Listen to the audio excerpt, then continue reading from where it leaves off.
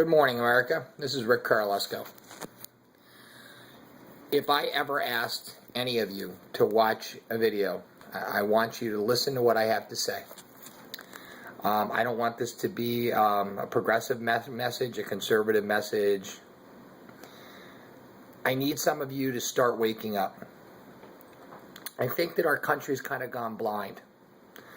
We've gotten divided, so divided that it was actually pointed out in something that Mitt Romney had said during a speech that he didn't believe was being taped, but unfortunately I think a lot of it was the truth. We've had half the people in this country that are paying federal income tax now. I'm not talking about Social Security tax or med tax, because you get that back. I'm talking about actual federal income tax. And the other half doesn't pay. So we got those that pay for those that get the benefits. If you can't see how dangerous that is for this country, then you truly have become blinded. I'm afraid that what's happened is when we have elections now, they're no longer about facts, figures, and what's best for the country, your state, your local government. It's about a popularity contest.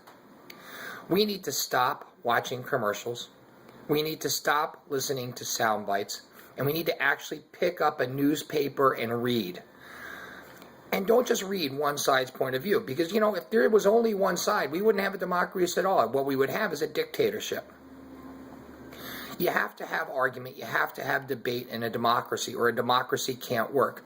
But you also need to have an equal amount of people invested in a democracy. When only half of the people are paying for stuff that the other half can vote for themselves, eventually it collapses. It falls in upon itself. We've reached, for the first time in U.S. history, where our U.S. debt is equal to our GDP. The problem is this. If the rest of the world decides that we have too much debt and the U.S. currency stops being the world currency, in other words, gold and oil are no longer measured in U.S. dollars, you will see inflation in this country that will make the 80s look like a church picnic. If I sound like I'm worried, I am. You want to know something? I got some money. I'm going to be okay.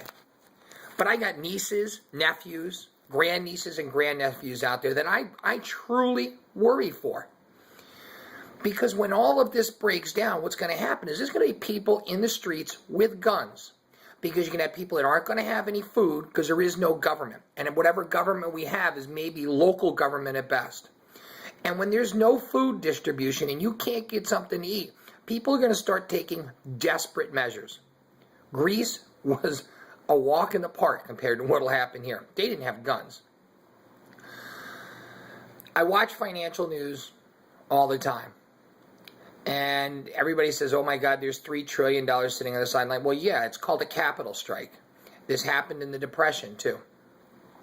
What happens is when the government starts regulating and making the future uncertain for business, business just shuts down. They just stop spending money. They figure they'll wait it out because there'll be another guy in 4 years that maybe can fix it. Now, I'm not saying Romney's the answer. I am saying Obama's not the answer.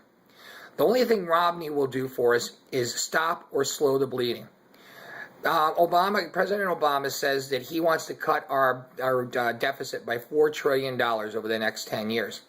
What he isn't telling you is that he's going to increase the federal deficit by $4 trillion in the next 4 years and then leave $8 trillion for the next administration to have to pay off. Don't believe me? Get on the internet, take a look at his plan. We're teetering, people. If there was ever a video that I would implore you watch, it's this one, and please. And then stop. Go out, please, and read something.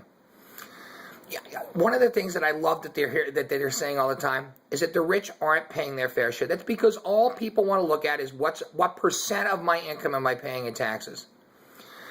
The top 5% of people in this country pay about 70%, I'm sorry, top 10% pay 70% of all of the bills in this country. All of them.